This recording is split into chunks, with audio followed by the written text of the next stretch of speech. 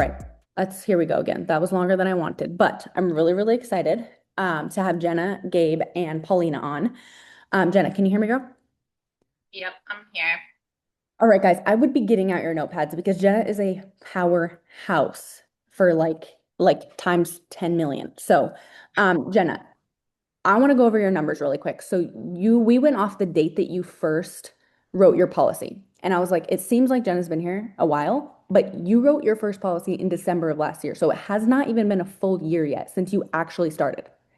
So that actually like doesn't even count because I like didn't write that policy really. Like I wrote my first policy in the very end of January.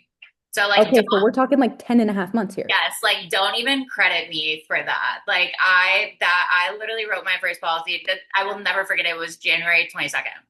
Love that. Okay, so guys, here's the deal. This is why Jenna's a rookie and she's been so like instrumental to our team that we feel like we see her a lot.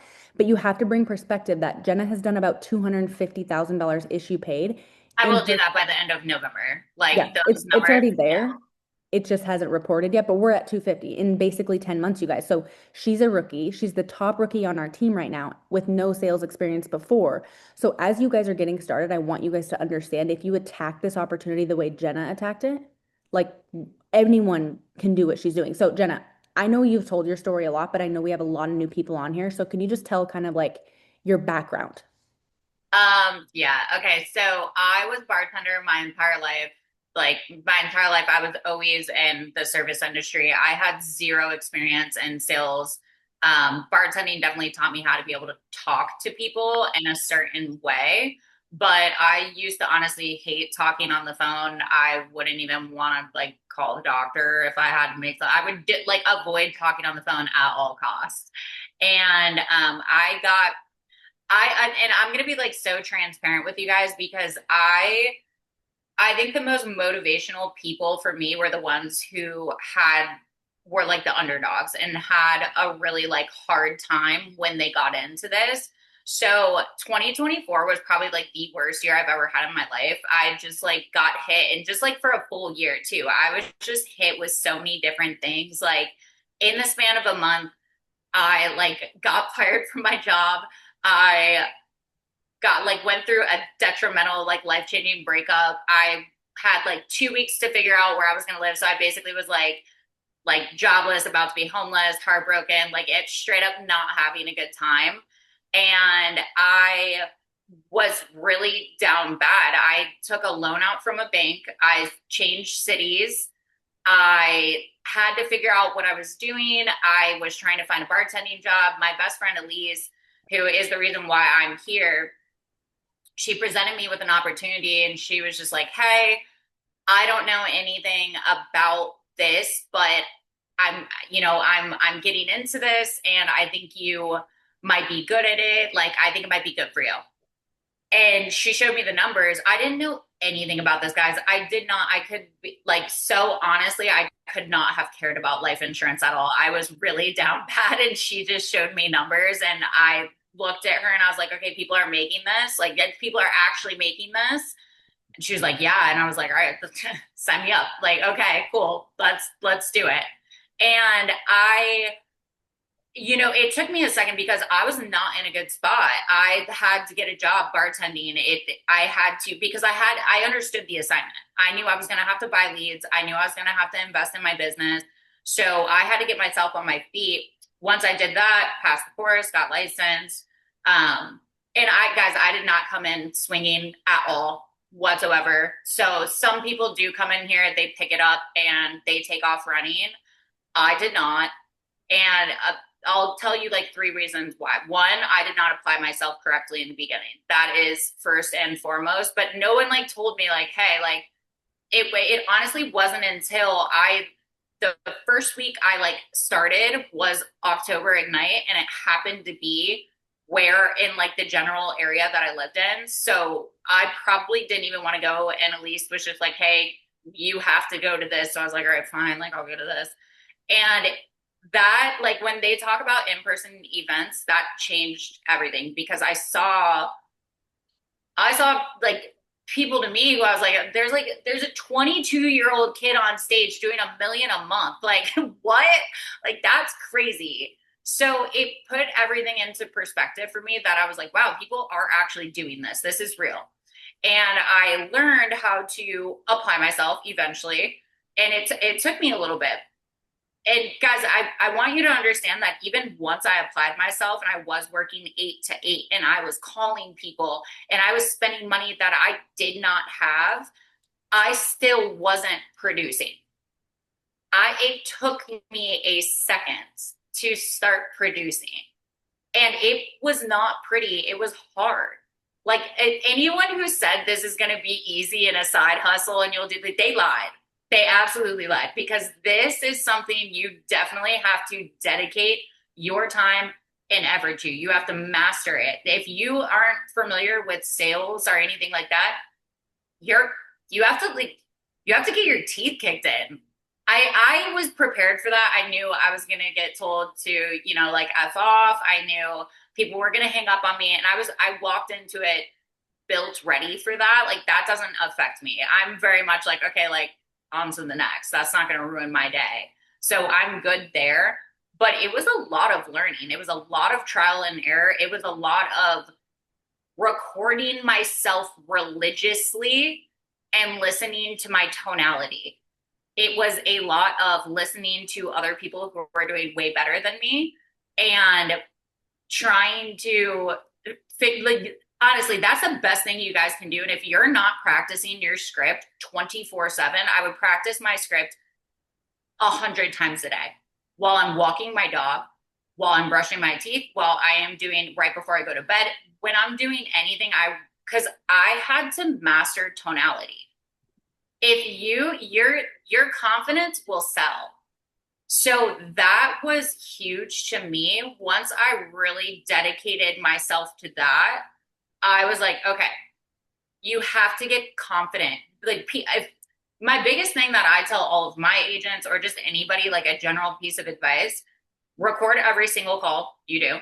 Absolutely. I would hit voice memos and I would record myself. Like, I would have voice memos on my computer as I'm on a phone call, or however you can do it, record your calls and play it back. Would you hang up on you or no? Like, Mm. ask yourself that. That's a genuine question. Like, would you stay on the phone with you or no? Because I wouldn't stay on the phone with a lot of people. I will tell you that 100%. I hate when people try to sell me. I hate it. So you have to not sound like a salesperson. And also, I think another thing that helps me is that I don't look at any single one of my phone calls as me selling someone, because I'm not selling someone who asked me to call them and give them this coverage. I know what it does. I believe in what I do. So I genuinely look at every single phone call as just a conversation. And I think that's helped me significantly. Um, yeah, Marissa, guide me. No, I love that. You're killing it. And I want you guys to take two. I think this is so important because what she's saying is she's telling you, well, first of all, she is telling you exactly what she's doing, but a lot of times people will, like, if it's not written out exactly as people are wanting it, you guys are missing it. So make sure as she's talking, like, I'm literally taking notes over here on exactly what she's saying. She said she records her calls. She said she listens to his back. She says she's practicing her script all day. Like, these are the things that got her to 250 in less than a year, less than 10 months, basically, because she said it took her a little bit to produce. Now, real quick, Jenna, I want to ask you a question. So what was the most you made when you were bartending in a month, would you say? Um, I mean, okay, so back in the day when bartending was like good, probably the most I ever made was like, God, that's hard. Maybe like 5 grand in a month. Maybe Yeah. like it would vary. Like, some, like, back in the day, like, bartending was like pretty good, but Yeah, you could probably get like 5 to 8. Like, it's pushing, honestly, like, eight's pushing. I would I'd five to, no, you know what, 5 to 8, yeah, possibly. I would say that if you were grinding. I mean, Grinding, but yeah, five for would be sure. like normal. Okay. So here's the deal though. When you come from that and like let's say if you had made 8 grand, that would be like the best month of your life in bartending. And then you come here and you have a 20 or 30K month, which you had, right? A lot of times new Many times, producers yeah. Yeah, many times. A lot of times new producers will stop at that or they'll slow down, right? They'll be like, I had a 20K month, I had a 30K month. You've been doing that consistently for 10 months. So talk to us about like, first of all, why you continue to consistently produce, because coming from not having a lot of money to now like, hey, I just got this, it's really easy to get complacent. So how did you train your mind? Basically, why do you do that? And how do you continue to show up month after month when Well, you're first already of all, making so like much first more? first and foremost, if you hit 20K or even 30K and you're like, I'm good, you're weird. Like that's weird. That I'm it's like that, to me, if I hit 20K, I'm like, damn, like I what is that? Like, what is that? Like I was angry that I wasn't on the leaderboard just now because I was like, how much do I have issuing the last week? I'm like, why am I not up there? That's weird. Like, that's weird. Especially when you take into consideration, like me, I have bills to pay on my own. Actually, my swag pad's gone because I'm moving. I'm selling every single thing in my place and I'm moving. So like usually my place is a lot swaggier. Um, but I have a lot of bills to pay on my own. I have high expenses and I do not split costs with anybody. And I like that's pressure. I live in South Florida. It is expensive here. And then you have to fund your business. So you have to take into consideration lead spend, you'll get chargebacks. You have to be prepared for what this business is. And I think a lot of people aren't. And that's pretty normal when you get into it that you're not prepared for what comes with it because there are months I've absolutely crushed it. There are months, and this is me being so transparent to you guys when I got into this, I was really in a hole, right? And I think a lot of people start kind of like even keel and then they go down kind of like they'll get up like rack up like lead debt and credit cards and stuff like that and then you go back up. If you apply yourself, you'll go right back up and it's no problem. I was in such a hole that I wish if I could have racked up $50,000 worth of credit card debt spending on leads, I would have hit Hall of Fame 3 months ago. Like I was not financially in that position. I was digging myself out of a hole. So even when I was producing, I was still just like trying to catch up. And I had months where I was producing, like I was definitely submitting it and things like that, but I had probably like 20K in underwriting and I have bills to pay right now. I still need to fund my business. I had times where I could not even buy leads. And that's me just being so real with you guys when people come into here because, like, yes, typically I spend anywhere now I'm trying something else out. So I'm doing like 100 like daily spend. But I like typically am $1,000 a week kind of person. But there's been months, like even when I started producing high, that I didn't have the resources to be able to buy leads. And I had to be strategic. I had to be so strategic. I had to start getting beneficiary referrals. If you're not doing that, you need to do that. You need to get a phone number for every single person who is a beneficiary. Every single person. Always write it down and always say, like, hey, just so you know, I'm going to be calling them to let them know that obviously they're the beneficiary on your policy. I need them to know who I am because I'm going to be the one submitting the death claim. And it's super important that they have my contact information. I Yeah. capitalized on that in my rough months. I also started going back to old people. Leads are not dead. I had months where I could not buy leads. And I was still producing at a high level. And I still, because I was just so behind, I could not. And I would go back to people who I talked to when I first started getting like into this and I did not know what I was doing. And I would sell them.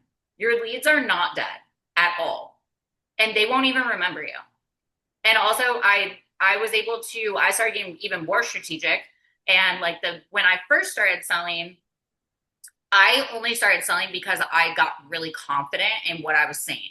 So people just like when you carry yourself with confidence and a smile will go a very long way. You can take over the world with that, right? But this is life insurance, so I was transactional and I wasn't building the why enough. So I had to go through this period where I had an insane amount of chargebacks. Like it, my probably like one of my highest producing months. I had so many chargebacks, and I had to learn a lesson. I had to learn a lesson. I had to say like, okay, this is something that I'm doing, and what I was doing was being transactional, and I was not building the why. So I was able to go back to those people once it was like a couple months later. I was able to get them back on the phone, and I was like, hey, like I don't know if you know, but like your life insurance policy isn't in place anymore. I know how important this was to you. And I used to oversell.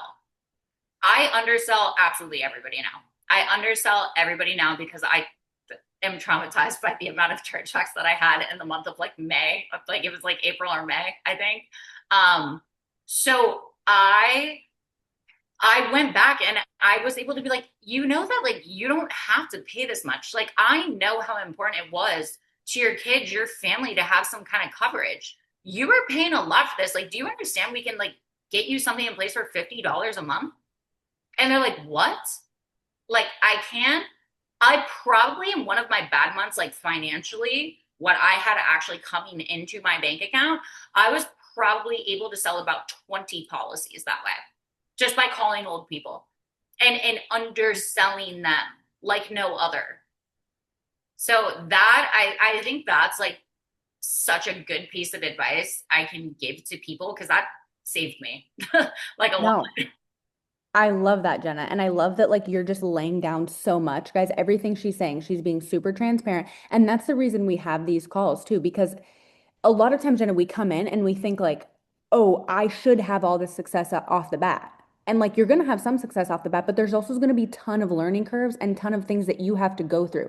So I love when you're like, hey, these are the mistakes I made. She's telling you guys that. So that way Avoid it at all you costs. don't do the same thing, right? And so I think that's really really cool because a lot of what you're doing is going through your growing journey in the business, and that's the name of the game. There's a ton of things that are simply trial and error, and you've had a ton of success, but also been able to go through that trial and error. And guys, a lot of what she's saying, you guys are going through. There are some of us that are like, hey, I can't afford leads right now. She's like, go back through your old leads; they're not dead. Ask for beneficiary referrals. Like these are all things that you guys can literally implement tomorrow, which I love because that's what I asked Jenna for. I'm like, they need stuff that they can do tomorrow and they can have success. And these are all things she's given you. So, Jenna, I think that you have absolutely, I mean, crushed it. You hit on like every little question that I was going to ask. The only thing I was going to say too is mindset is really, really important. So give these guys 30 seconds, one thing that you do, 30 seconds to end this thing for you that you do to keep your mindset really in the game. I love that. You have to envision it. Like you have to envision it and believe it. It will not work if you do not. If you don't believe in yourself, it will never work for you. You have to understand that even if you don't have any success or proof around you, you have to be so bulletproof that you will see it on the other side. Like there's no questions and every single person in here should listen to Neville Goddard because that changed my life. Live it live in the end. Okay, think past it. Right now, everything sucks. Cool. I will get past that. What is it going to look like? What's it going to feel like when I make it? For me, it was me standing on stage and talking. And I envision that. You have to be so bulletproof with your mindset. And even if you have absolutely no proof, you will get it. Like you have to see yourself there and know what it feels like. And that will change everything in your life. That's simple as that. Bulletproof Neville mindset. Goddard. I'll write it in the chat. I love that. Well, you're the bomb girl. Thank you so much for getting on and pouring into the team. And another thing too that you guys have to realize is like there's can be a lot of selfish people in the industry and they're like having success and they don't want to tell you what they're doing. So, Jenna, we just appreciate you so much for getting on and wanting this for everybody else. So, thanks again. Gabe, can you hear me? Oh, you're muted. Let me unmute you or ask you to unmute. There you go. Now you hear me. Gabe, how are you? I'm great. How are you? Good. Thanks for getting on with us tonight. Oh, gladly, gladly. Super excited. So you're brand new with us and you're at over $115,000 like in 6 months or maybe even less. Is that correct? Less, little less. Not even 6 months yet, but getting on it now. I think mid-December it'll be 6 months. So time flies. You're on fire. You're in the office every day. Every interaction I've ever had with you, you're like the coolest dude. So tell these guys, because they don't know you, tell like a little bit of your background, your story, how long you've been with FFL, how you found us, what you're doing before, like the whole thing. Of course. So I was studying at FAU here in Boca, Florida Atlantic, and I played tennis there. Played tennis my whole life. That's really all I've ever known. And then I graduated, got a good degree, but really wasn't too enticed by anything. And I wanted to play professional tennis, but that's a whole other thing. It's a pain. So then I was coaching tennis down here in Boca. There's a lot of tennis here, so it was good, making decent money, but nothing that I saw a lot of growth in. So I was asking questions, seeing what I would do, and I saw a DM like many months back, many months ago from AJ. You know AJ, happy birthday AJ also. But it a DM slid past me many months back, and I just responded. He just said, "Hey man, would you be interested in something like this?" I said, "You know what? Yeah, let's hop on the phone." We talked. I went in the office, met him, met Dom, met everyone else in there, and ever since then I was rolling. I just wanted to get right into it. Took my test and did well right into it, no problems. And honestly, third day in, I'm dialing the Shark Tank like crazy, seeing what I can pull out of there. And a few days in, I got a good deal, first deal, and ever since then, I've just never stopped. It's impossible to stop. So it's very I love exciting. that. So, how much were you making when you were a tennis coach? Oh, the best I could possibly make, maybe $1,000 a week, but that would be me busting my ass in the sun, getting burnt, dealing with little kids, dealing with older adults, not too much fun. Definitely Oh, not. okay, so when AJ DM'd you and you came in the office and you saw it for yourself, was there any part of it that you didn't believe, like you thought this is not real? After I saw it in person and I met AJ, I met Dominic, I met everyone, and I saw what not just these two or these three, everyone in the office, what they're doing together as a team. And that's what I trusted it for sure. As soon as I saw everyone in there and met everyone and saw it from my own eyes, it was that was it. That was a wrap, definitely. Yeah, that's huge. And when you come in as a new agent, a lot of times it can be like a little bit, it can be overwhelming, or people can be like, if I don't have sales experience, I have to do all this training and I need to know all this stuff. Were you ever like overwhelmed by the information or like had paralysis by analysis as a new agent? Or were you just like, let me get the leads, let me dial them? Like, what was your mindset like? So it was tough to get going at first, first walking in the office, seeing where to start. That was tough, but that's where the beauty of it is. There's so many people in there that will help me. And AJ and Dominic, those two, they they led the way for me. They gave me everything I needed. When it came to me being on the phone, AJ would be right next to me, coaching me exactly what to say, perfect. Just like he would on the phone, Dominic the same, word for word what they would say in certain situations while following the script, of course. And it was perfect. It was perfect setup. They made it seamless for me, honestly. It's incredible to say. Yeah, and I mean, you've been crushing it. So you're in the office every day. So I know that like when I think of the equation to our business, I think about leads, schedule, and then skill set and mindset kind of go together. Talk to us about your schedule to produce at the level that you're producing. So I haven't been in the office much recently due to a family issue, but that's the beauty of this business, still making things work regardless. But for me, it's obviously kind of taken over. I start making some good money off a few policies, good commissions, and as soon as I wake up, I'm checking the leads. 9 in the morning, I'm checking the leads. I'm sending some text messages out. That's one thing that I like to do. Message the clients before I call them. Sometimes I get a quick response. They say, "Yeah, call me at this time." And appointment booked. Very easy. But instantly calling, honestly, from about 9 to 12, 9 to 1. And if I'm hungry, I'll eat. Really, the only time I'm not dialing is when I'm in the gym. That is it. I'm constantly on the phones. No, I love that too. And I feel like a lot of times, Gabe, like we want this secret sauce. And the reality is you're just like, I'm doing it all the time. Like I wake up, I Hmm. check the leads. I get on the phone. If I'm at the car, I'm in the leads. If I'm at the office, I'm dialing leads. I'm closing sales in my car. So that was going to be one of my next questions. Now, you don't have to share everything that's going on, but you have some family stuff going on. And I know the guys in their office are really inspired by you because we have some people, well, we're not going to say any names, but it's really easy to let things in your personal life and with your family and things that happen to keep you away from your goals. How has that been for you? Like you're doing sometimes twice as much, going through what you're going through, how do you let these things that can happen in your life with your family drive you to actually do more? So the thing is, I mean, no one wants to be held back. Obviously starting something new, seeing good results pretty much almost immediately, it makes you want to keep going. You want to speed up. You want to go as fast as possible and you want to keep rolling. So, stuff happens with the family, of course, and it is an easy way to slow down. It's very easy to back off a little bit and almost use it as an excuse. You're not going to say that, of course, but at the end of the day, in a business like this, you're just calling people. It's very simple. You pick up the phone and you dial, dial, dial, and eventually you will get a sale. It's very simple. It's a numbers game. So that's kind of been my mindset on the whole thing is no matter what, no matter where I am, if it's in the parking lot, if it's, anywhere, the elevator, anywhere where I have Wi-Fi, I can call someone and get closer to a deal. So I think that's been the main thing that's been keeping me going.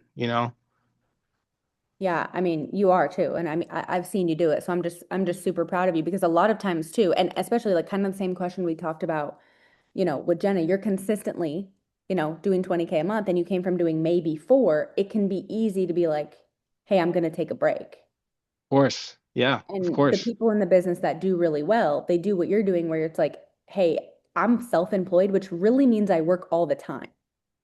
Yep, A lot of exactly. times people get that twisted and they're like, I'm self-employed, so I can take a break, or I'm my own boss, I'm doing this. You're like, no, I'm self-employed, so I'm working more than I ever have, Mm-hmm. 100%. which is crazy. So, Gabe, what are some things, so from your first week in the office to now, what are some things that you feel like you've implemented in your presentation? Some actual, like, tangible takeaways that you've put into your sales presentation that's allowed you to close more deals?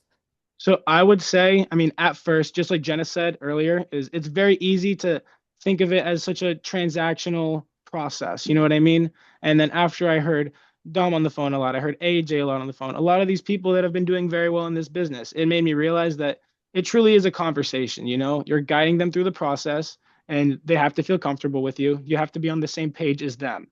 And I've always been a very social person, so when it comes to making people feel comfortable, that I can do, that is very simple. But at the end of the day, I'm not sure what happened there. Oh, okay, perfect. You're good. But at the end of the day, oh, there you are. But it's almost just making it feel like a conversation because that's all it is. It's very simple. Guide them through the process and make them feel at ease. And that's what I try to do for the most part. That's kind of how I approach a lot of these phone calls as a normal conversation. I don't want to sound like a salesperson. And it's very, very easy to do that, but if you know how to talk, you can definitely maneuver. Yeah, and I think that's a big thing too that we have to always remember is like we're just talking to people and they're just like us on the other end of the phone. Hmm. Was there like an objection or like something, specific that you're like, hey, I had a hard time getting over this and this is how I kind of overcame that? Like, did you ever have issues with like social banking, anything like that? There has been a few times when it comes to social and banking, of course, both of them, but I feel like if you get past the social objection, for the most part, you'll be okay. They understand you're a legitimate agent, but it's knowing, how to go about it. For example, the social objections. Okay, I understand why you're not too comfortable with giving out your social. Let me just simply explain to them why you need that info, that it's secure with the carrier. And then if they need to verify your producer information, they'll do that. I mean, you will do that, no problem. And typically never a problem. Banking, you always lose some people at banking, of course, but when it comes down to it, it's just making them feel secure. And what I will always do, and I've picked up a lot of this from other people in the office, I mean, I could go on and on, but really, I don't like setting it up too early. They know what's going on. I like to say, just like car insurance, you have to link an account that will be used on the policy, and for the most part, they'll be all right. But you can't win them all. Definitely not. Yeah. And I think too, Gabe, like we can tell just like how you talk, how you would be on the phone with a client. Like you guys can tell a lot of the things that we get on the phone when we're in our presentations is not what you're saying, it's how you're saying it. Mhm. So, Gabe, I think that's so important because you're coming across, even just on this call, like very likable, very like, I'm going to make the client comfortable. Like, I'm just a regular guy having a conversation. Um, was there ever a point where you maybe sounded a little salesy and then you were like, let me just try to be myself, or were you just yourself from day one? Honestly, a little bit of both. A little bit of both. I think at first when I was getting into it, I would never thought I would do anything regarding sales. Definitely not. But when I started getting into it, I was like, okay, this is sales. I got to sound like a salesman. But then as I got into it, I quickly understood that that's not the case. These people are asking for the product. They understand what they're looking for, and we're guiding them through the process. So then once I kind of got that under control, I understood that it's just a simple conversation. Really didn't take me too long. Yeah. But That's that's huge. And honestly, guys, I know this seems like a weird, like maybe not as a professional way to put it, but like you guys can just tell Gabe has good vibes, and your clients can feel when you have good vibes. Like they can feel when you're coming across that way, or if you're coming across like sales and pushy and like you don't know what you're doing and you're fumbling all over the place. Like just talk to them like they're regular people. So, and Gabe, I've heard you present and you're great at it, and you can tell that, there's a lot of clients that just really love you because you're coming across as authentic. So I think that's huge. So if you had to break it down to one piece of advice that if someone wants to get started and they want to do 100K in 6 months, like you've done, what's the biggest thing you can leave them with? persistency, definitely. Persistency, because it's very easy to one get, like you said, almost comfortable with, let's say you write 20K, 30K in a month or so. You can get very comfortable with those numbers. If you want to do 100K, if you want to really get bigger numbers and make a difference in your life, you have to stay persistent. You have to stick to the same schedule that you did when you first started. And that's one thing that I try to do. Obviously, it's with newer leads, it's not as simple. Always like to dial the old leads. Really try to call your ass off. It's very simple. And at the end of the day, like I said, it's very easy to get comfortable. It's also super easy to get discouraged. And I've seen a lot of people, and I've only been in this business a few months now, where they get super discouraged within a week or so, 2, 3 weeks of calling. And then next thing you know it, they're out of the business. It's just not something they want to do. Their skin's not thick enough, but this business is made for people with thick skin. And I mean, I've also seen many people that have been grinding months, 2 months, no sales, no nothing, but they kept calling, they stayed persistent, and they ended up doing very well. So persistency, 100%. Well, you're the bomb. Great advice. We also have so many notes from you, Gabe. So thank you so much for getting on with us tonight. Oh, gladly. Thank you. You're welcome. All right, Paulina, guys, we got one left, and I'm really, really excited. So let's make sure we have our notepads out and we are staying on to hear her because she is savage. So, Paulina, can you hear me, girl? I can hear you. Yes. How are you? I'm good. How are you? I'm good. I would assume you're pretty good because you have issue paid 60K in your first 60 days in the business. Yes, thank you so much, Marisa, for the opportunity and everybody here. I truly admire all of you guys. Of course. So, can you give us a little bit of your backstory? Of course, yes. So I am originally from Colombia. You guys can probably already tell from my accent. I moved here 5 years ago. I was 16. I didn't know English. I was in high school. I had no friends, no family other than my mom. And then I worked retail for 5 years. I mixed it up with some DoorDash, Instacart. I even worked for a doctor. He fired me the same week. And yeah, I just started doing this for my mom. She's Elizabeth Jimenez. You guys can probably know her. But yeah, I started, I would say, yeah, 2 months ago. Yeah, right after Ignite. Yeah. Right after Ignite. Yeah. Yeah. So, Paulina, this is probably irrelevant, but what did you get fired for at the doctor's office? Because I got sick and he was a doctor. Oh, and so he was like, you can't come into the office anymore. Yeah, I was like I was in the like rooms with the patients. I was like, I can't come in. Like I'm sick. And he was like, I need someone who I can rely on 5 days of the week. And this is just not gonna work. And I'm pretty glad it didn't work for him. Yeah, that's crazy. That's a crazy way to start. Okay, so you've been in, and obviously you have a crazy story, guys. And even if you just think about that, like we're so blessed. Like you had to learn a different language over the last 5 years Yeah. to be able to do something like this. And obviously you can sell in Spanish as well. But like Mhm. the challenges that you've had to overcome are obviously significant to some of the challenges the rest of Yeah. us have had to overcome. So that's already like crazy. So you watched your mom do this for a long time, which guys, if you know her mom, she's our top producer, top agency owner, but you watched her for a long time. So what was it that finally made you be like, okay, I'm coming on? Okay, so when I was 18, 19, I started the course, the licensing. And I was like halfway through and I think I was immature, I was lazy, and I didn't finish it. And I was like, you know what? Maybe I'll do it, but I'm fine. I'm going to college. I have my part-time. So when at the time my mom had two agents and she was just selling. She wasn't focused on recruiting. I didn't really see the money. I just knew she was selling a lot, but she didn't go all crazy buying stuff or like taking me out places. So I didn't really know she was making a lot of money. And then when I saw that she had like a 60 people team and I saw that she was making money and she was able to buy nice things, I was like, okay, I see you now. So I was like, if I would have just kept doing it and if I got my license and if I started doing it when I did, I would have been far more in. So yeah, I guess just seeing people's results, especially somebody that I live with, really got me to like, okay, I need to lock in now. Yeah. Which is so funny because your mom's like was making really good money and you were like, Yeah, and I had no idea. She kept it a secret for like the longest time. I just found out. I was like, okay. I'm gonna have to talk with her about that. No, You, I'm just kidding. you No, do. but she's like, the bomb. So that's super awesome. And obviously we're Yeah. super. So you had no sales experience because outside of like just being in retail, right? Yeah. Yeah. Yeah. Okay. So what are some of your like non-negotiable things that you do every single day? Because coming in out of the gate to do 60K in 60 days is obviously, you know, pretty rare and pretty awesome, but I do think that anybody could do it. So what are some of the things that you do every single day that have helped you kind of reach the success right away? Well, I would say for the first month, I was working only from home, and I feel like I did pretty good too, but I just didn't feel like I was focused because I was at the house, there was a lot going on. Everywhere I would hear my mom talking, and I was like, okay. And then when I started going into the office, the Boca office, your office, and just being there like every day from 9 to 9 or 9 to 8, like, and just seeing people selling and seeing like learning from everybody else, that was key to like really locking in. For the past couple of weeks I haven't been able to go, but I've been selling from home, and it's just honestly been that just consistency and just surrounding myself with the right people, definitely.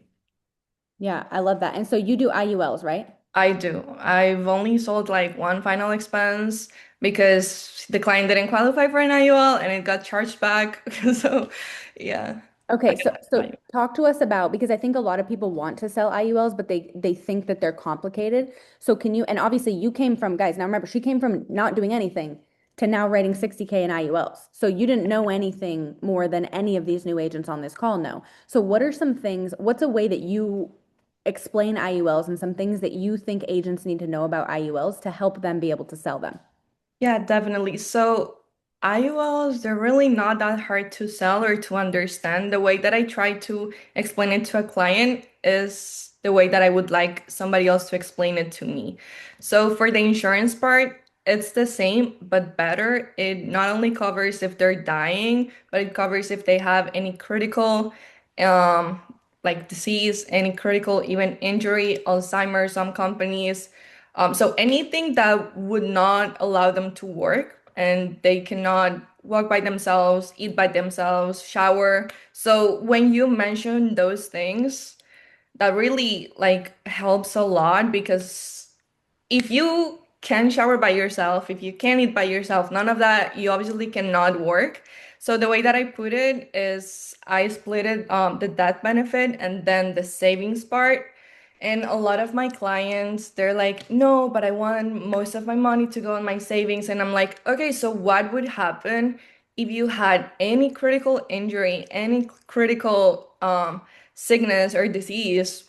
What money would you use to pay off your bills or the time that you're not working, your savings, right? So we do need something that backs you up. So that's a way to put it. And then the savings part is really easy. They gain interest, compound interest, 6 to 12%. Not like the bank, you earn less than 0.1%. So that's really a good way to put it. I don't overcomplicate it. I do it very simply, and honestly, I don't think, I mean, I think it was easier for me because I learned the more complex one before the easier one. So now that I want to implement more final expense as well, it's going to be a little bit easier. But Iowa is mainly okay. So the insurance part is the same as final expense, just better. And then you have savings. So like, what else can you ask for? No, that's perfect. And honestly, Paulina, that's why I asked you that question because I think a lot of us overcomplicate it.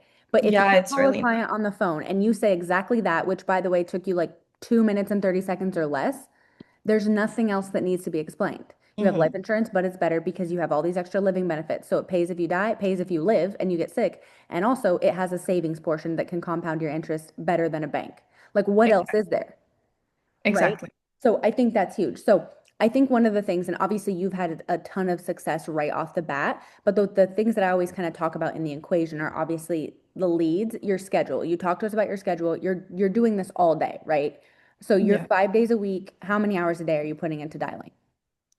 I would say, I mean, we have a training at 9 p and at 9 a.m. So in from 10 a.m. until 2, I take an hour to have lunch, and then from 3 to whatever time it takes, honestly, sometimes even 9 or 10. So Yeah. it's literally the whole day. You're doing Yeah, that all five, day. 6 days a week. Okay. Yeah. And then what about leads? So are you do you call new leads only? Do you call aged leads? Like what is that for you? So I started off calling a lot of my mom's old leads from like really old, like June, July, August, and I even closed one the other day from like August, so that's like it's always good, like Jenna was saying, leads never die. So, but yeah, now that I've seen some more profit, I've started buying leads, and obviously that's better. The contactability will always be better with newer leads, but if you just keep calling them, they will pick up at some point. Yeah, Yeah. that's huge. So honestly, Paulina, you have been phenomenal. And I know that like what's crazy is guys, they're all saying the same thing, just in a different way. Like they just are working more. They're willing to call leads that you're not willing to call. They're doing it more often. They're doing it for longer hours and they're not overcomplicating the process, right? Like all of them are like, hey, we had no experience. This is what Yeah. they told us to do. We picked up the phone and did that. So that's so huge. Paulina, if you could kind of give one piece of advice, if someone's brand new today and they're like, I want to do what she did, I want to get to shoot even 30K in 60 days, right? But 60K in 60 days, what's kind of your one key that you would like to leave them with? Okay, I would definitely say building that trust with the client because one thing is calling all day, one thing is buying a bunch of leads, one thing is putting in the hours, but if the clients don't trust you, they're not going to give you their banking. They might not even want to give you their age or their kids' names. And that's one thing that I ask off the start. Like when they tell me like, oh, I was interested for the insurance part. Okay, who are you trying to insure? Like who are these people that you want to leave protected? They tell me, oh, my kids. Okay, what are your kids' names? So I really try to build that connection with the client. And I mean, something that I think is very, very important is letting them see everything that I'm doing. I don't know if this is right or wrong, but I share my screen when I'm doing the illustration. If I can, when I'm doing the application, I show them a Canva presentation that explains, first off, the company that I work for myself. I have this. I can show you. It's just my credibilities. It So has just like a lot of my, transparency oh, and connection, what's that? being very transparent with them. Yeah, it has my NPN, my picture. When they see a face, they feel more comfortable. They trust more. Um, and yeah, I just showed them everything because once they see that you're actually logging into the company's website, once they see everything, they're like, okay, this is an actual person doing this. So yeah, I think that if you really build that connection and trust with the client from the start, there's no reason why you shouldn't close that deal. I love that. Well, you've been phenomenal, girl. Thank you so much Yeah. for getting on with us and just pouring into the team. And obviously, you've had a ton of success, and we're just excited to see what you continue to do. But like I said before, a lot of times people have this and they keep it to themselves. So it means a lot to us that you're willing to get on and train with us and do that for us. Thank you. Thank you so much. So all three of them, all three of you guys have been amazing. And like I said, guys, it's awesome that we get to hear three different success stories, but at the same time, they're all saying the exact same thing and they're not saying anything complicated that all of us can't start doing right away. They're just doing more hours, getting better at their skill set. They're recording their calls, making sure they're practicing. It's just more. That's it. So I'm really proud of all of you guys. Thank you so much, guys, and I will see you back on Dials and let's have a killer December and let's just do everything we can to protect more families. Bye, guys.